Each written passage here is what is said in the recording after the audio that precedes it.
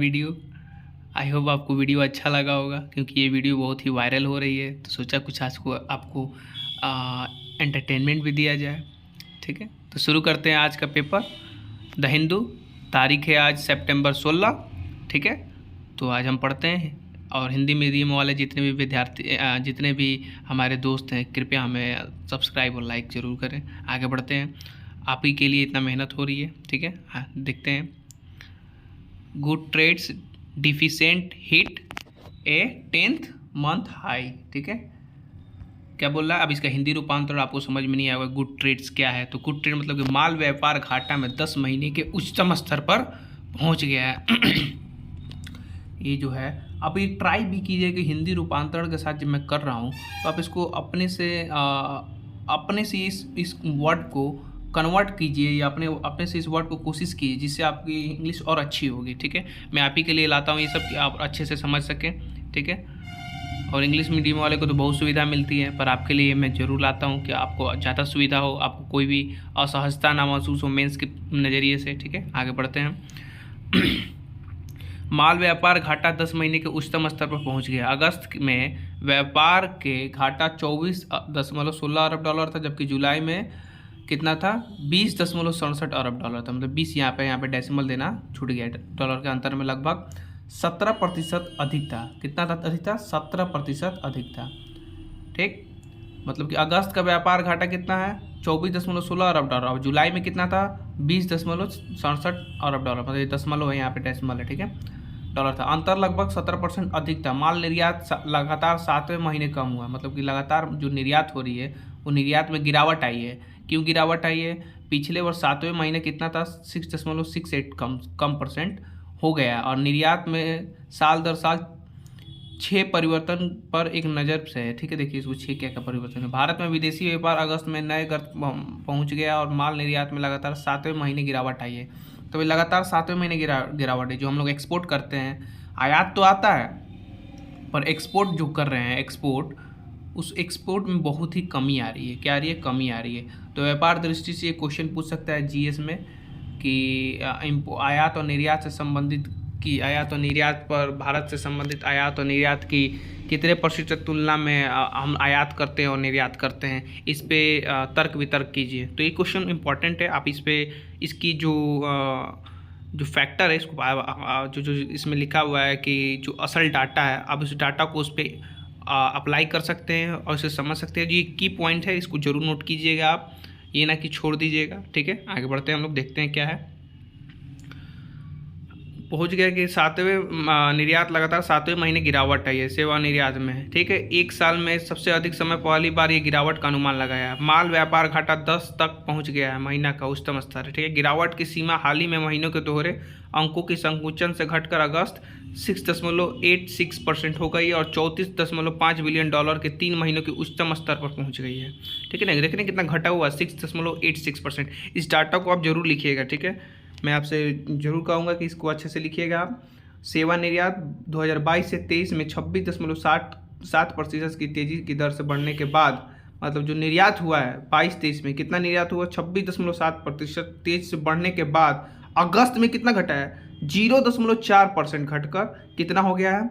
0.4% घटकर 26.39 billion dollar होने का अनुमान लगाया गया है। ठीक है, आप इसको डाटा को अच्छे से जरूर लिखिएगा। ठीक है, इस तिमाही में चालू खाता घाटा बढ़ने की आशंका पैदा हो गई है। ठीक, अगस्त के लिए बंदरगाह बिल साल दर साल 5.23% गिरकर 58.64 बिलियन डॉलर हो गया है। ठीक है, साल दर साल गिरकर 5.23% गिरकर 58.64 बिलियन डॉलर हो गया है। लेकिन जुलाई में कितना था ये? जुलाई में 52.9 बिलियन डॉलर के आयात था। आयात से 10.85% अधिक था। ठीक है, जिससे अगस्त के लिए माल व्यापार घाटा बढ़कर 24.16 बिलियन डॉलर का हो गया है, जो आगे ऑस्ट्रेलिया में केवल 2.8% था।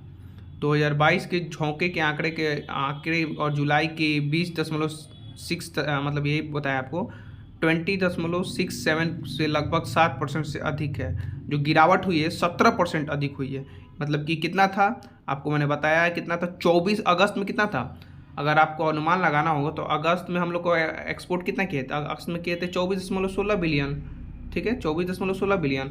और ये जुलाई में कितना था? जुलाई में था 20.67%। अंतर लगभग 17% अधिक था, ठीक है, अगस्त में। और निर्यात 7वें महीने में भी कम हुआ है, ठीक है। अब इसमें क्या पूछ रहा है कि मुख्य अर्थशास्त्री अनुसंधान प्रमुख अदिति नायर ने कहा अगस्त में आयत तीव्र क्रमिक वृद्धि में व्यापार घाटे को 10 महीने के उच्चतम स्तर पर पहुंचा दिया, 10 महीने के उच्चतम स्तर पर पहुंचा दिया है, ठीक है। आप इसे जरूर इस की पॉइंट को नोट कीजिएगा, ठीक। ये जीएस में इकोनॉमिक के पेपर से इंपॉर्टेंट है, GS3 के लिए बहुत इंपॉर्टेंट है। इस फैक्टर को जो की पॉइंट है आप जरूर नोट कीजिएगा जो इसमें दिया है, ठीक है। और इसके कथित रूप से एक छोटा सा शॉर्ट नोट बनाइएगा, कम से कम 300 वर्ड का, ठीक है। और 300 वर्ड का नहीं, 150 वर्ड का अच्छे से बनाइएगा, और इसमें जो की पॉइंट है और इसको नोट कीजिएगा, ठीक है। आगे बढ़ते हैं हम लोग। ये क्या है? निपा केसेस रेज टू 6 इन कोझिकोड। ये जो केरल में निपा वायरस फैला उसी के मामले में 6 जो दो लोग मर गए हैं, और अब इसकी मामले बढ़कर 6 हो गई, ठीक है। इसमें इतना कुछ खास नहीं है, ठीक है। आप इसको पढ़ सकते हैं, क्योंकि जो आपको इम्पोर्टेंट फैक्टर हो मैं ज़रूर बताऊंगा, जो इम्पोर्टेंट है वही अच्छे से समझाऊंगा, ठीक है। पर इसमें कुछ है नहीं, इसका विश्लेषण करने की कोई ज़रूरत है नहीं, तो आप बस इसमें लगा इसका हिंदी रूपांतरण में, ठीक है। सरकार GST अपील या न्यायाधिकरण, जो न्यायाधिकरण होता है, न्यायाधिकरण किससे संबंधित होता है? तो न्यायाधिकरण संबंधित होता है अनुच्छेद 323 से संबंधित होता है, ठीक है। अनुच्छेद 323 से संबंधित क्या होता है? न्यायाधिकरण संबंधित होता है, वो भी अनुच्छेद 323 ए किससे संबंधित होता है? प्रशासनिक न्यायाधिकरण से संबंधित होता है। और 323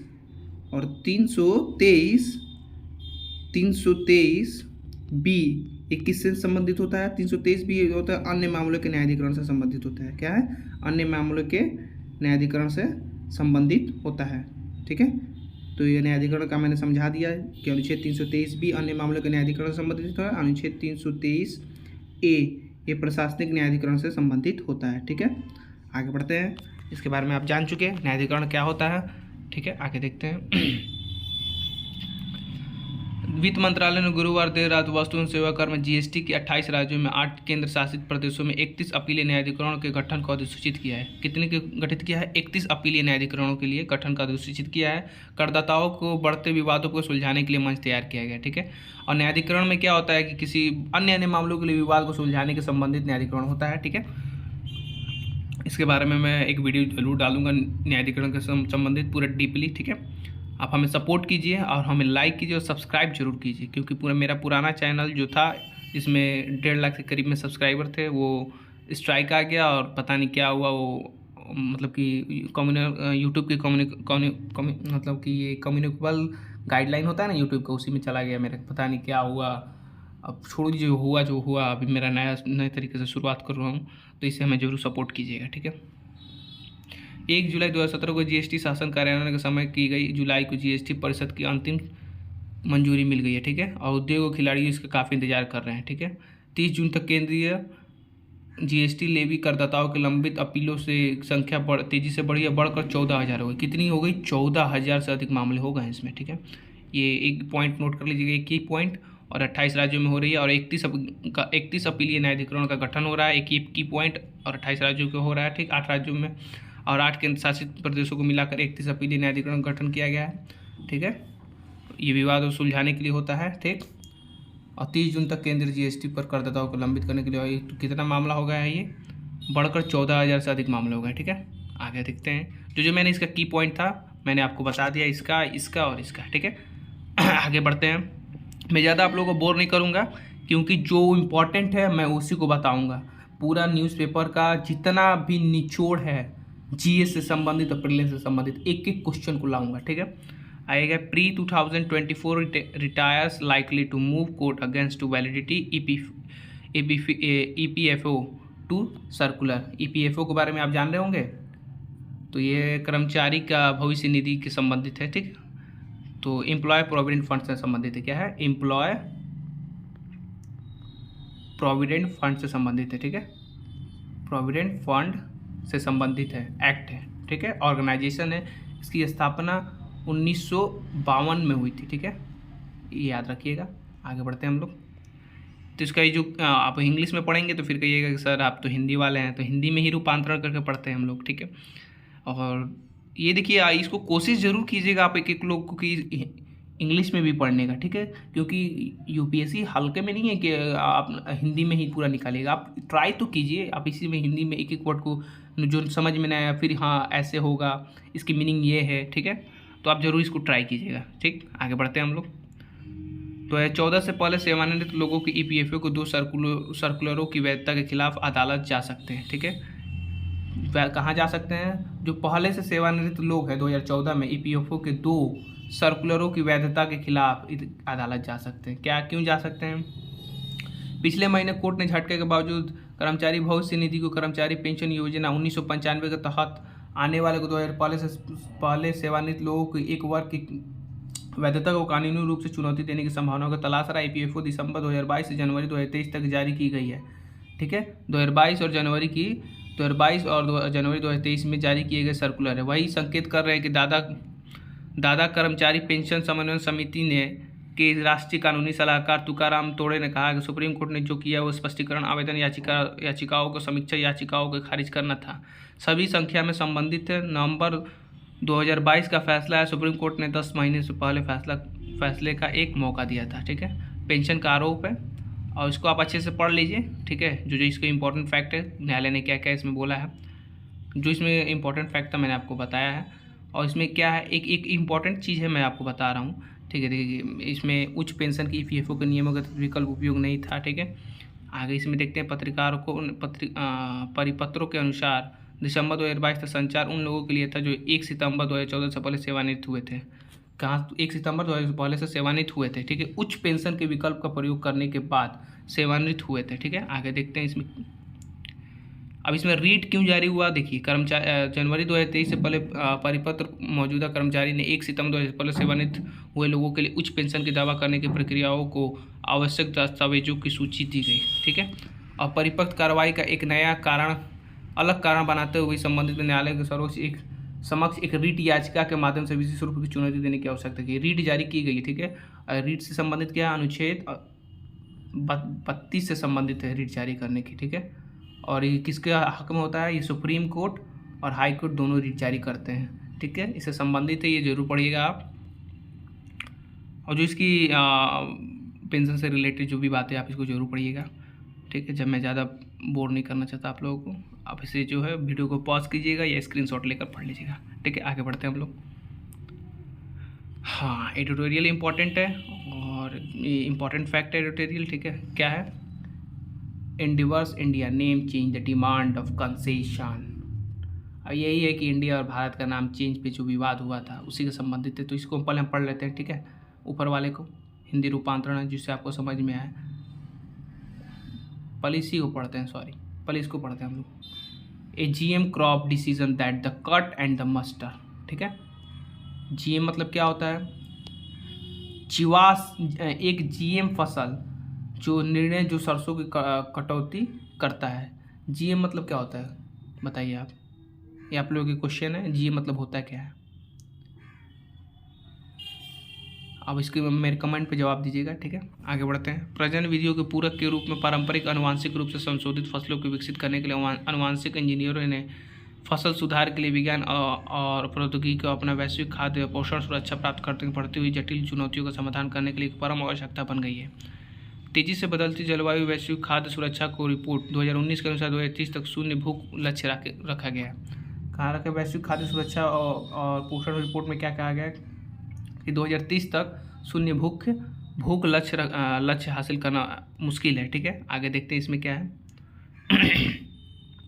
खाद्य उत्पादन बढ़ाने, आत्मनिर्भर बनाने के लिए है, ठीक है। पैदावार और पर्यावरण के व्यापक अनुकूलता प्रदान करने के लिए प्राकृतिक संसाधनों को इनपुट की आवश्यकता होती है।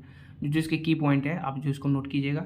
1960 से लेकर, ठीक है, 70 के बीच हरित क्रांति जो क्या बोलते हैं इसमें, जो दशक के बीच हरित क्रांति का आगमन हुआ था खाद्य उत्पादन में।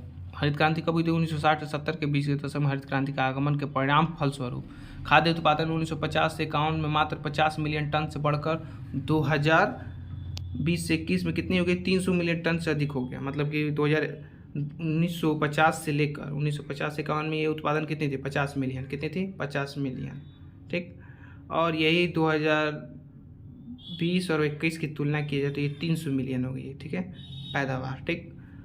अब ये पूछ रहा है मतलब इसमें बताया गया है पोषण तत्वों में भरपूर भोजन का उत्पादन करने के लिए बेहतर गुणों के बायोटेक जीएम फसलें आवश्यक है। ठीक है, बायोटेक जीएम फसलें इम्पॉर्टेंट है।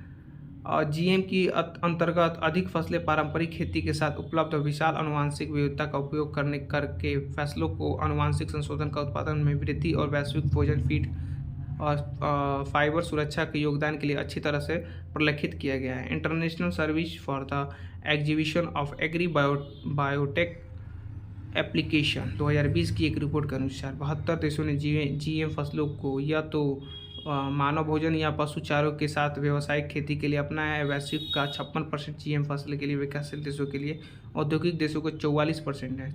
जीएम फसलों में 5 देश आते हैं। कौन कौन आते हैं? अर्जेंटीना, ब्राज़ील, कनाडा, भारत और यूएसए। जिसकी जीएम फसलें में कौन आते हैं? यही आते हैं 5। इंपॉर्टेंट है, इस जरूर नोट कीजिएगा, ये ना कि आप भूल जाइए। जीएम फसलों के 5 देश कौन कौन से? अर्जेंटीना, ब्राज़ील, कनाडा, भारत और संयुक्त राज्य अमेरिका, जो 1.95 अरब लोगों का है। अधिक लोगों का वर्तमान विश्व में 7.6 अरब आबादी का 26% अधिक लोगों का लाभ हुआ है। इसे आप जरूर नोट कीजिएगा, ठीक है, इंपॉर्टेंट फैक्ट है। और कुल 72 देशों के जीएम फसलों को ये तो मानव भोजन और पशु चारे के लिए व्यवसायिक खेती को लिए अपनाया गया था, ठीक है, ये भी नोट कीजिएगा। वैश्विक का 56% है जीएम, ठीक है। आगे देखते हैं। 20 सालों से अधिक समय पहले भारत की जीएम फसल के रूप में कपास व्यवसायिक किया गया है और किसानों के राष्ट्र के लिए आर्थिक लाभ के संदर्भ में विश्व स्तर पर बड़ी सफलता की कहानी के रूप में देखा गया है, ठीक है। प्रमुख 4 फसलें हैं, मक्का, सोयाबीन, कपास, ठीक है। आनुवांशिक संशोधन में प्रमुख कौन कौन से विश्व स्तर पर? मक्का, सोयाबीन, कपास, कैनोला, पूरे कीट और शाकनीय प्रतिरोध, जलवायु और लचीलापन, पोषण, गुणवत्ता में सुधार जैसे विभिन्न लक्षणों के लिए अन्य आर्थिक रूप से महत्वपूर्ण खाद्य फसलों तक अपनी पहुंच को विस्तार किया है, ठीक है। ये चीज़ के नज़रिए से इंपॉर्टेंट है, ठीक है, इसे जरूर नोट कीजिएगा आप, ठीक है। जो मैंने यहाँ पे बताया है, जो जिसके की पॉइंट है जरूर नोट कीजिएगा, ये नहीं कि भूल जाइएगा आप। जीएम फसलों में 1996 से 2018 का योगदान किया गया और वैश्विक आर्थिक लाभ में 16 मिलियन से अधिक किसानों को 224 बिलियन डॉलर का आर्थिक लाभ हुआ है, जिसमें 95% विकासशील देशों हैं। उसके अलावा 1996 में वैश्विक स्तर पर अपनाए जाने के बाद जीएम खाद्य फसलों जैसे पिछले 25 वर्षों से उससे अधिक समय के लिए जैव सुरक्षा के लिए सिद्ध हुआ है। इसका की पॉइंट है जो नोट कर लीजिएगा, ठीक है। किसानों को कितने डॉलर का बेनिफिट हुआ? 224.9 बिलियन डॉलर, बस इतना ही नोट कीजिएगा। और इसमें कौन शामिल थे? 95% विकासशील डेवलप कंट्री, डीसी लिख दीजिएगा, छोटा छोटा की पॉइंट बनाकर। 1996 में वैश्विक स्तर पर अपनाए गए के बाद जीएम फसलों में 25 वर्षों में अधिक अपनी जैव सुरक्षा के लिए सिद्ध हुआ। मतलब कि इसमें लिख दीजिएगा 1966 से लेकर अभी तक कितना सिद्ध हुआ है, मतलब कि बहुत अच्छी जीएम फसलें के लिए जैव सुरक्षा के लिए सिद्ध हुआ है, ठीक है। आगे देखते हैं। खाद्य तेल की कमी के में सरसों पर फोकस। भारत की खाद्य तेलों में भारी कमी का सामना करना पड़ रहा है। 60% मांग आयात में पूरी होती है। 60% मांग आयात से पूरी होती है। सरसों किससे पूरी होती है? सरसों का हम लोग आयात करते हैं, और आयात कैसे होता है? 60% से अधिक हम लोग क्या करते हैं? आयात करते हैं, हम लोग वहाँ से लाते हैं, मंगाते हैं, ठीक है। और इसमें क्या होता है? महत्वपूर्ण खाद्य तेल फसलों में, हालांकि वैश्विक औसत की तुलना में प्रति हेक्टेयर की उपज बहुत कम है। तेल में प्रति हेक्टेयर की उपज बहुत कम है, इसका भी एक की पॉइंट है। ये एक छोटा सा नोट है, इसको लिख लीजिएगा। और जो मैंने अभी बताया उसको भी नोट कीजिएगा,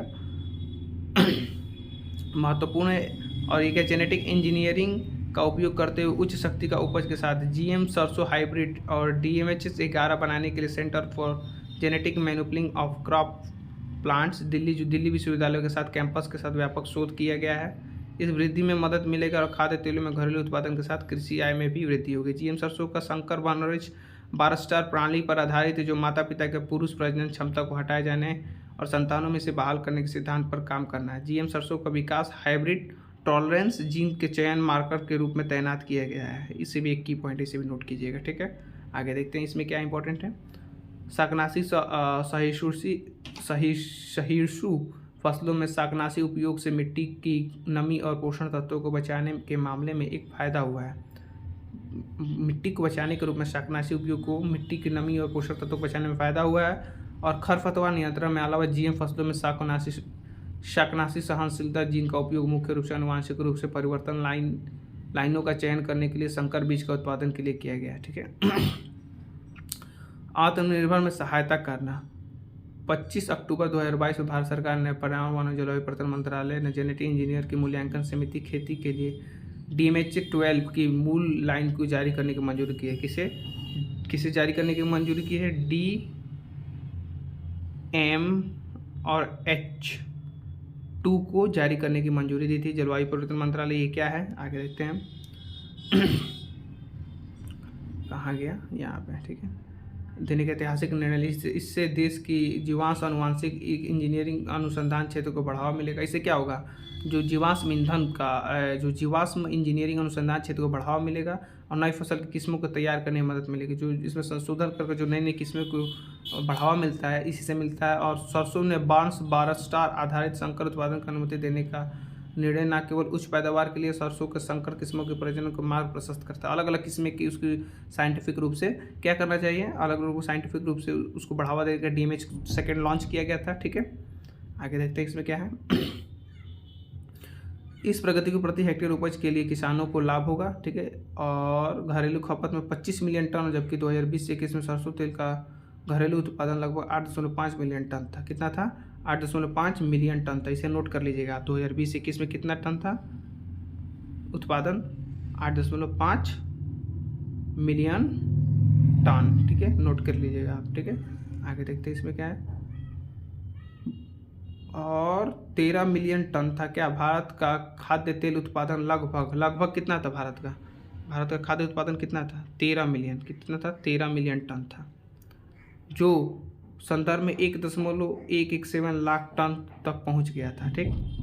स्वदेशी रूप से विकसित किया गया सरसों के संकरों की खेती के किसानों की आय बढ़ाने के लिए, तेज आयात बोझ को कम करने के लिए और खाद्य तेल उत्पादन के बहुत जरूरियात में निर्भरता को हासिल करने में मदद मिल सकती है। DMH-11 के पर्यावरणीय रिलीज कृषि की आत्मनिर्भरता और स्थिरता में एक नए युग की शुरुआत का प्रतीक है। भारतीय किसानों को लाभप्रदता और बढ़ाने के लिए अधिक उन्नत GM फसल खाद्य फसलों का आवश्यकता होगी। ठीक है। इसका जो की पॉइंट है आप इसे नोट कर लीजिएगा। मैंने खुद बताया इसमें क्या क्या इंपॉर्टेंट है। जो की है छोटा पॉइंट, एक लाइन का मतलब 2 वर्ड का 3 वर्ड का की पॉइंट नोट कीजिए। ये नहीं कि पूरा इस पर गाथा बना दीजिएगा।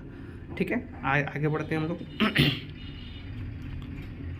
गलत रहस्य वाला ये कहाँ पे है? गलत रहस्य का आइए यहाँ पे दिखाते हैं आपको। गलत रहस्य वाला की एडिटोरियल कहाँ है?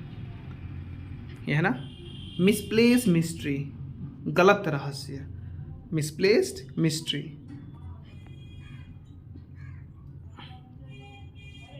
इसको तो हम लोग पढ़ चुके हैं, GM निर्णय वाला। अब उसको पढ़ते हैं हम लोग।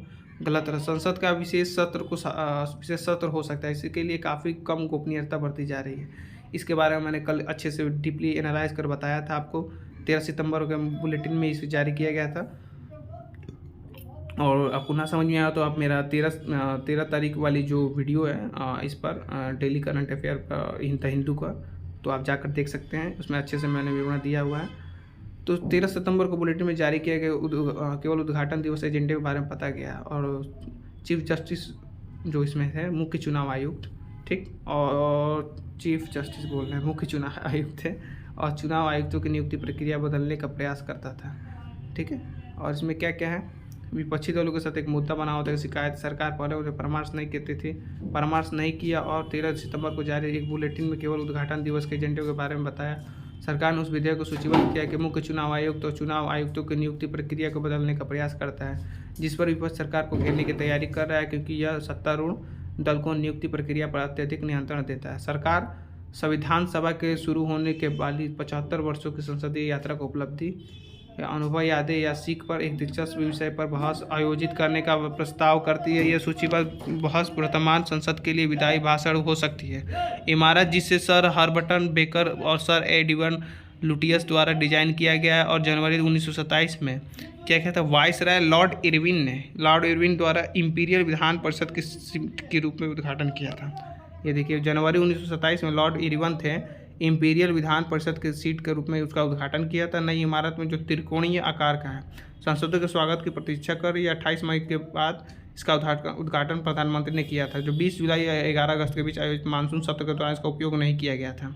मानसून सत्र जो हुआ था उसमें इसका उपयोग नहीं किया गया था। इस पर कोई आधिकारिक स्पष्टीकरण सामने नहीं आया और वायसराय एरिवन ने गोलाकार इमारत को स्थायित्व और प्रतीक के रूप में प्रस्तुत किया था। जो अभी हालांकि बना है ना हम लोग का संसद भवन, उसके बारे में बता रहा है। ठीक है, इस इमारत में 96 साल की रिटायर हो जाएगी और एक सदी में 4 साल कम होगा। भारत की बढ़ती आबादी के बीच संसद बड़ी होनी चाहिए और परिणामस्वरूप इमारत, लेकिन इमारतों के बारे में नहीं। आखिरकार संसद विपक्ष के लिए इनकी अपनी बात कहने की जगह, हालांकि सरकार अपनी बात कह रही है। बीजेपी के पास लोकसभा में पूर्ण बहुमत है, हालांकि राज्यसभा में उनके पास इतनी संख्या में बल नहीं है, फिर भी सबसे बड़ी पार्टी बनी हुई है सहयोग और यथावत रखने के साथ। इसी के बारे में जो बारे में बताया गया है उसके बारे में जिक्र किया गया, कुछ खास नहीं है इसमें, आप इसे पढ़ सकते हैं। इसमें ये क्या है, अनुच्छेद 370 में बदलाव और 19 में जो किया गया था 5 अगस्त को नोटिस और परामर्श पर किया गया था। यदि विपक्षी दलों के एजेंडे के बारे में अनावश्यक रूप से अटकलें लगाई गई तो विशेष रूप से इस बारे में अपनी चिंता व्यक्त की है और सरकार आंशिक रूप में जिम्मेदार है मतलब उन्होंने कुछ बताया भी नहीं, ये बिल पास कर दिया गया था, इसके संबंधित उन्होंने विरोध किया हुआ था।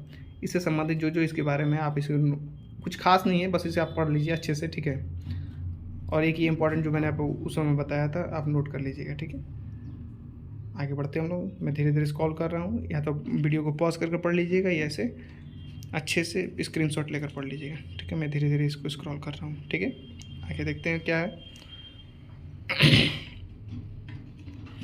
आगे का टॉपिक क्या है।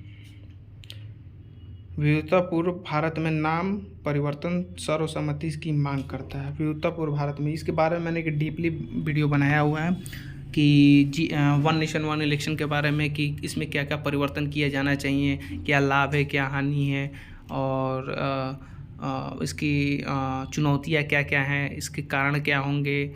ठीक है, इसके बारे में मैंने डीपली वीडियो बनाया है, आप इसे जरूर देखिए, वो भी हैंडमेड नोट के साथ 300-400 वर्डों में लिखा हुआ है। आप जाकर मेरे चैनल पर देखिएगा, आपको ज़रूर मिलेगा उसमें। ठीक है, और इसके बारे में मैंने डीपली बताया हुआ है। ठीक है, कि अनुच्छेद कौन कौन से उसमें संशोधन करने पड़ेंगे, क्या क्या होना है। ठीक है, इसको भी आप लोग पढ़ लेते हैं। ठीक है, विविधतापूर्ण भारत में नाम परिवर्तन सर्वसम्मति की मांग करता है। मतलब ये बोल रहे हैं कि आप इंडिया नाम को नहीं बदल सकते हैं। आप इंडिया नाम को बदलेंगे तो आपको क्या चाहिए, सर्वसम्मति चाहिए, इनका मानना है। ठीक, अब इनका ये माहौल लक्षण क्या बोला गया है और इसमें क्या क्या है, जो की पॉइंट है आपको बता देता हूँ, मैं ज़्यादा बोर नहीं करना चाहता हूँ आप लोगों को। जो देश का नाम बदलने पर मुद्दा है, ठीक है, जो इंडिया को भारत कर देगा। संविधान के अनुच्छेद 368 के तहत संविधान में किसी भी प्रावधान में संशोधित करने का अधिकार है। इसमें ये बोला गया संविधान किसी भी प्रावधान को संशोधित करने का अधिकार है, किसमें, अनुच्छेद 368 के तहत संविधान में। ठीक, अब लेकिन अनुच्छेद 1 उल्लेखित है कि जनता सामान्य शोर शराबे के राह से रह गई या इसमें कोई समझदार नहीं रह गया। ठीक है, इसमें बताया इसमें कोई समझदार नहीं रह गया। अब इसमें यह क्या क्या गया कि राष्ट्रपति भवन में भेजा गया। संवैधानिक नज़रिए से देखें तो पहला राष्ट्रपति भवन से गया निमंत्रण, इस निमंत्रण के बाद राष्ट्रपति ने नामांकन का उपयोग किया गया। मतलब इस नामांकन को उपयोग करने के लिए पहले कहाँ भेजा गया, राष्ट्रपति के पास।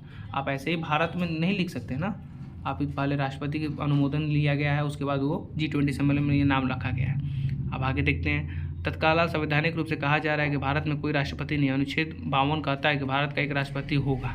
इनका मानना है, ये कौन है, ये लोकसभा के पूर्व महासचिव है, सेक्रेटरी जो रह चुके हैं, जो IAS होते हैं ना, IAS, ये वो सेक्रेटरी रह चुके हैं। और उनका कहना है कि भारत में राष्ट्रपति का कोई नहीं रह गया। अनुच्छेद 52 कहता है कि राष्ट्रपति होगा तथा जब तक किसी अन्य चीज़ में नहीं बदला जा सकता। मतलब कि राज्य के प्रमुख आधिकारिक नामकरण है कि जब तक किसी अन्य चीज़ में नहीं बदला जा सकता, अनुच्छेद 1952 उपयुक्त संशोधन ना किया जाए। यह बिल्कुल स्पष्ट है कि भारत का राष्ट्रपति शब्द संविधान में अनुच्छेद 52 के अनुरूप नहीं है, ये इनका मानना है। ठीक, आगे देखते हैं क्या है। चलिए अब मैं पढ़ ही लेता हूँ अच्छे से इसमें क्या क्या है। और अनुच्छेद कहता है कि भारत, जो कि भारत राज्यों का एक संघ है, ये शब्द किसी भी तरह से नहीं दर्शाते हैं कि इंडिया और भारत का परस्पर विनिमय योग्य देश की आधिकारिक नाम के रूप में इंडिया के स्थान पर भारत का उपयोग किया जा सकता है। इनका कहना है कि इंडिया और भारत परस्पर विनिमय योग्य है, देश का आधिकारिक नाम रूप इंडिया के स्थान पर भारत का उपयोग किया जा सकता है। वास्तव में भारत शब्द का प्रयोग संविधान के किसी भी अनुच्छेद में नहीं किया गया। इनका कहना है कि भारत शब्द का उपयोग भारत के किसी भी अनुच्छेद में नहीं किया गया है और केवल हिंदी संस्करण में अनुच्छेद 394 के तहत राष्ट्रपति के अधिकार के तहत प्रकाशित किया गया है, जिसे हिंदी संस्करण में अनुच्छेद 394 के तहत राष्ट्रपति के अधिकार के तहत प्रकाशित किया गया था। यदि संविधान निर्माताओं का इरादा भारत शब्द का परस्पर उपयोग करने था तो उन्होंने इसे संविधान के कुछ हिस्सों का इस्तेमाल किया गया है। अधिकार के तौर पर अनुच्छेद 393 के तहत वर्णित भारत का प्रमाणिक संविधान है। इस संदर्भ में आइए कोशिश करते हैं अनुच्छेद 1 प्रयुक्त शब्दों का इंडिया दैट्स इज भारत के वास्तव में अर्थ समझें। इसका कहना है कि इंडिया शब्द स्पष्ट करना और अधिक स्पष्ट करना है। इस प्रकार यह व्याख्या की जाती है कि अनुच्छेद 1 का अर्थ होगा कि भारत, जिसे भारत के नाम से जाना जाता है, राज्यों का एक संघ होगा।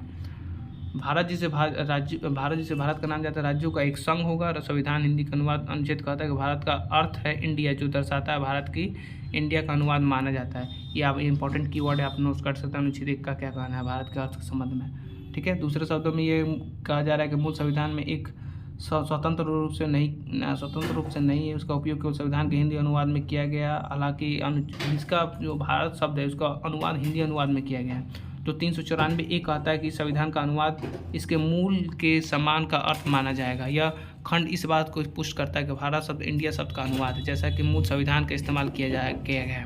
तो ये अगर ये इंपॉर्टेंट पूछ दिया अनुच्छेद 394A(2) क्या है, तो इससे संबंधित ये कहा गया है, संविधान में लिखा गया कि भारत शब्द इंडिया का अनुवाद है। ठीक है, ये उन्होंने बोला गया है। आगे देखते हैं इसमें क्या बोला गया है।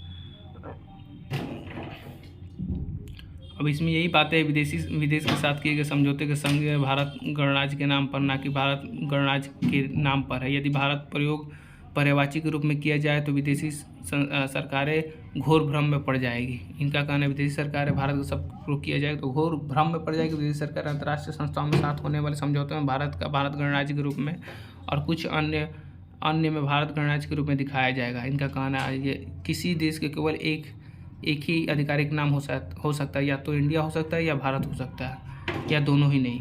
किसी देश का एक आधिकारिक नाम हो सकता है, या तो भारत हो सकता है या इंडिया हो सकता है, इनका कहना है। ठीक है जी, इसके पॉइंट ऑफ व्यू से इंपॉर्टेंट है। और अनुच्छेद 1 में ये क्या कहा गया है, ये इसका अवलोकन करते हैं। भारत राज्यों का एक संघ भारत का शब्द में बहस के दौरान जोड़ा गया है। कई सदस्यों द्वारा इंडिया की बजाय भारत का उपयोग करने का भारी दबाव था। HB जैसे सदस्यों की कई फार्मूलेशन का सुझाव दिया गया तथा कामत केथित साठ और सेठ गोविंद दास और सिब्बल लाल सक्सेना BR अम्बेडकर जैसे समझौतों के तौर पर भारत है जो शब्द जोड़ा गया। उन्होंने एक बार भी यह नहीं कहा कि मूल संविधान में भारत का प्रयोग एक दूसरे स्थान पर किया जा सकता है। इनका मानना है कि उन्होंने एक बार भी नहीं कहा कि भारत शब्द का स्थान दूसरे स्थान पर किया जा सकता है। और औपचारिक दूरी का एक अजीब विचार है। इसमें जो बातें आप इसे पढ़ सकते हैं, इसमें कुछ इंपॉर्टेंट नहीं है। ठीक, तो जो की पॉइंट था मैंने आपको बता दिया। आगे बढ़ते हैं हम लोग नए। ठीक है, देखते हैं आगे क्या है। क्या editor guide of India has a right to free speech से चीफ जस्टिस ऑफ इंडिया कहते हैं। इसमें कुछ खास नहीं है। GST न्यायाधिकरण से संबंधित है, ये है ना, कहाँ गया 31 बेंच GST ट्रिब्यूनल नोटिफिकेशन आपके बारे में बताया था ये कि 31 पीठें गठित की गई है GST के संबंध में। 31 मार्च तक लंबित मामलों में 20 की संख्या 20% से वृद्धि दर्शाती है। कितने दर्शाती है? 20% की वृद्धि दर्शाती है, जबकि GST परिषद में 50 ट्रिब्यूनल बेंचों का प्रस्ताव दिया था। राज्यों ने कितनी बेंचों को प्रस्ताव दिया? 50 ट्रिब्यूनल बेंचों को प्रस्ताव दिया था। केंद्र सरकार ने संकेत दिया था कि चरणबद्ध तरीके से आइए इसकी शुरुआत राज्यों की राजधानी और शहरों के उच्चतम न्यायालय में बेंचों में होगी। न्यायाधिकरणों का पहला सेट इस नवंबर और जनवरी 2024 के बीच किसी समय चालू हो जाएगा। शुरुआत करने के लिए उत्तर प्रदेश के GST न्यायाधिकरणों के लिए अधिक संख्या में 3 बेंच लखनऊ, वाराणसी, गाजियाबाद, आगरा और प्रयागराज में स्थापित करने का प्रस्ताव है। कर्नाटक और राज्य के यूपी के लिए कौन कौन से तीन बेंच दिया गया? लखनऊ, वाराणसी, गाजियाबाद, आगरा, प्रयागराज में स्थापित करने का प्रस्ताव है। कर्नाटक, राजस्थान अपीलों में सुनवाई के लिए 2-2 पीठें होंगी। ठीक है, इनका कहना है। आगे देखते क्या है। मतलब यही है कि 2-2 किस्में कहा गया। महाराष्ट्र में, गोवा और कुल मिलाकर 3 पीठें होंगी। पुदुचेरी के साथ तमिलनाडु में 2 बेंचें होंगी। गुजरात के केंद्र शासित प्रदेश दादरा नगर हवेली दमन द्वीप में भी 2 बेंचें होंगी। पश्चिम बंगाल, सिक्किम, अंडमान निकोबार द्वीप समूह को उत्पन्न होने वाली विवादों को कोलकाता में आने वाले न्यायाधिकरणों में 2 पीठें द्वारा निपटाया जाएगा। ठीक है, इन्हें निपटाया जाएगा। जो विवादित हुए न्यायाधिकरणों से संबंधित कहाँ स्थापित होगी और कहाँ का ट्रिब्यूनलों से संबंधित विवादों को हटाया जाएगा और कहाँ इसका स्थापना होगी। 7 पूर्वोत्तर राज्यों में गुवाहाटी ट्रिब्यूनल बेंच प्रस्तावित की गई। आइजोल, अगरतला, कोहिमा सर्किट बेंच है। जो संबंधित राज्यों में दायर अपीलों की संख्या के आधार पर संचालित की जाएगी। ठीक है, त्वरित न्याय निर्णय रस्तोगी चैम्बर स्थापना में एक रस्तोगी जिन्होंने उच्चतम न्यायालय में विभिन्न रीट की याचिकाओं पर बहस की थी। ठीक है, इन्होंने ही बहस किया था। ठीक है, आगे बढ़ते हैं। और इसमें कुछ की पॉइंट नहीं है। ठीक है, जो की पॉइंट है मैंने आपको बता दिया है। अभी ये तो 31 बेंच वाला हो गया है। अब इसको पढ़ते हैं हम लोग। क्या है? Good trade to defeat to 10th month high. इसके बारे में मैंने अभी बताया ही था आपको, ये भी देख लेते हैं। इसको बारे में अच्छे से बताया ही था। आप जो शिपमेंट में कितने % की गिरावट हुई, माल व्यापार घाटा में 10 महीने की उच्चतम स्तर पर पहुंच गया है, और कितना बिलियन डॉलर का आयात और निर्यात हुआ, उसको अच्छे से मैंने आप पहले वीडियो में समझाया। उसका ही थोड़ा बहुत इसमें एक्सप्लेनेशन दिया हुआ है जो इम्पोर्टेंट है। ठीक है, आप इसे पढ़ सकते हैं। मैंने हालांकि इसे शुरू में ही इसके बारे में बताया गया है, किस किस चीज़ की बढ़ोतरी हुई, किस चीज़ की कमी हुई है, इसमें अच्छे से दर्शाया गया है। ठीक है, तो गिरावट के कारण देखते हैं कि पेट्रोलियम की कीमतें गिरावट की कई कारण हुए हैं। ठीक है, अप्रैल जुलाई के दौरान पेट्रोलियम उत्पादों में 6% बढ़ी हुई थी। ठीक, लेकिन कीमतें इस साल तुलना में 27% कम थी। पहले एक अधिकार ने कहा, वास्तव में इस अवधि में हमारे निर्यात लगभग 23% हिस्सा वाली 13 वस्तुओं में शिपमेंट का मूल्य गिरावट के बावजूद मात्रा में वृद्धि देखी गई है। दर्शाता है कि हमारे उत्पादों की मजबूत मांग कहाँ है। ठीक, वाणिज्य सचिव वर्थनालय ने क्या कहा है इसमें, जो भी इसमें निर्णय दिया गया, बताया गया किस किसी की निर्यात हुआ है, किस चीज़ में कमी आई है। आप इसे अच्छे से पढ़ लीजिए ना। ठीक है, जो की पॉइंट इसे आप नोट कर लीजिए। मैं इसीलिए हिंदी रूपांतरण लाया हूँ, मासिक माल में क्या क्या हुआ है। ठीक है, ये Q1 है, Q2 का भी रिपोर्ट है, Q3 आता है, Q4 आता है, 4 क्वार्टर में आते हैं, 3-3 महीने का रिपोर्ट आता है। ठीक है, आगे बढ़ते हैं। ठीक है, आगे बढ़ते हैं हम। कांग्रेस ने वॉकआउट के बीच गुजरात में विधानसभा में स्थानीय निकायों के अधिक ओबीसी सीटों के लिए विधेयक पारित किया है। ठीक है, कांग्रेस के वॉकआउट के बीच कांग्रेस जब चली गई गुजरात विधानसभा में ओबीसी के सीटों के लिए विधेयक पारित किया, अधिक सीटों के विधेयक पारित किया गया है। गुजरात भाजपा सरकार ने शुक्रवार को विधानसभा में एक विधेयक पारित किया है जिनमें अन्य पिछड़ा वर्ग ओबीसी के लिए जो और पंचायतें और नगर पालिका और नगर निगमों में से 10% से 27% सीटें निर्धारित की हैं। बीजेपी ने कितने सीटें निर्धारित की? 10 से 27% सीटें और निर्धारित कर दी हैं। ठीक है, गुजरात स्थानीय प्राधिकरण कानून संशोधन विधेयक 2023 में कांग्रेस विधायक दल के नेता अमित चावड़ा ने वरिष्ठ नेताओं विधायक अर्जुन मोहदवा और सभी 17 कांग्रेस विधायकों द्वारा बहुमत के बाद पारित किया गया था। ठीक, मुख्य न्यायाधीश के.एस. जावेर अध्यक्ष वाले आयोग की रिपोर्ट पेश करने के मांग को लेकर वॉकआउट किया गया। ठीक है, इसी मामले को लेकर वॉकआउट कर दिया है कांग्रेस वालों ने। हालांकि इन्हें इतने आरक्षण नहीं देने चाहिए। पहले 23 जिलों में ओबीसी आरक्षण, पंचायतों में राज्य में स्थानीय निकाय ओबीसी सीटें 105 से बढ़कर 206 हो जाएगी। जो सीट थी वो 105 से बढ़कर 206 हो जाएगी, और 10% थी जो 248 तालुका पंचायतों ओबीसी सीटों में 505 हो जाएगी और बढ़कर 994 हो जाएगी। 8 नगर निगमों में ओबीसी की सीटों की संख्या 67 से बढ़कर 181 हो जाएगी, और 156 नगर पालिकाओं में ओबीसी सीटें बढ़ जाएगी। इस विधेयक में ये पेश किया गया। गुजरात में ओबीसी की आबादी 49.2% होने का अनुमान, मतलब कि आधी जनसंख्या ओबीसी है, पिछड़ी जाती है। 1993 का अधिनियम राज्य ने झवेरी आयोग द्वारा प्रस्तुत एक रिपोर्ट के आधार पर, कौन सा आयोग द्वारा प्रकट किया गया? झवेरी आयोग के द्वारा। ठीक, प्रस्तुत किया गया रिपोर्ट की पंचायत, नगर निगम और पालिका नागरिक निगमों जैसे स्थानीय निकायों जैसे ओबीसी के लिए 27% आरक्षण की घोषणा की थी।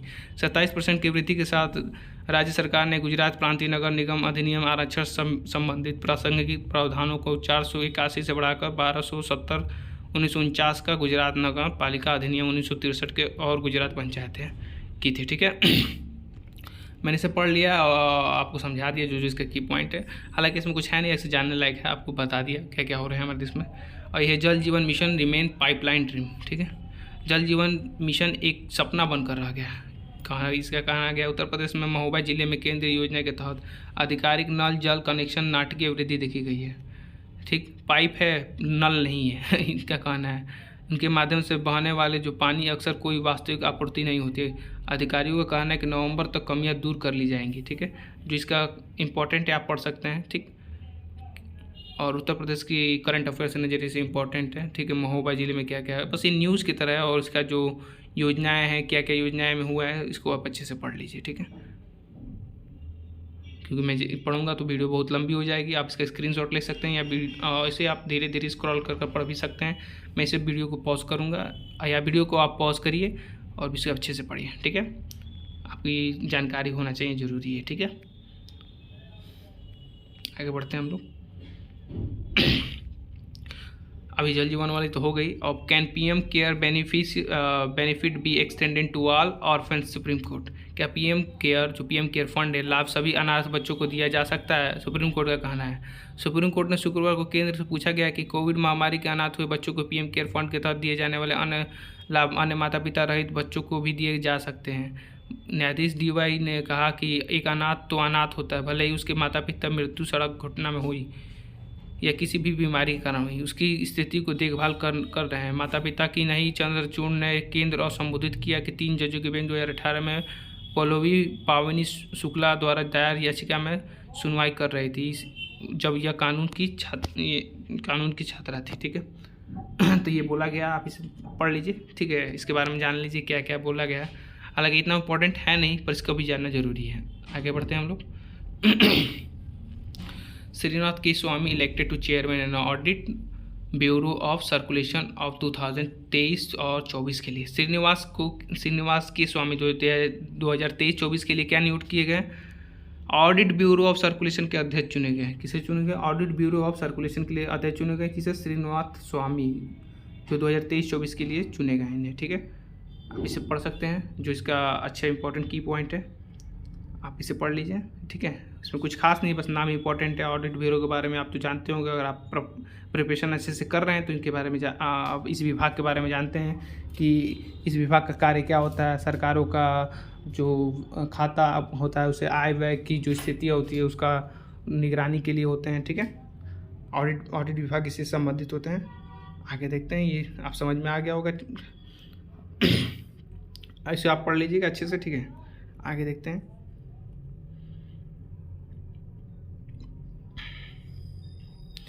ये एक की पॉइंट, इसमें एक जो छोटा इंपॉर्टेंट है ये पढ़ लेते हैं हम लोग, ठीक है।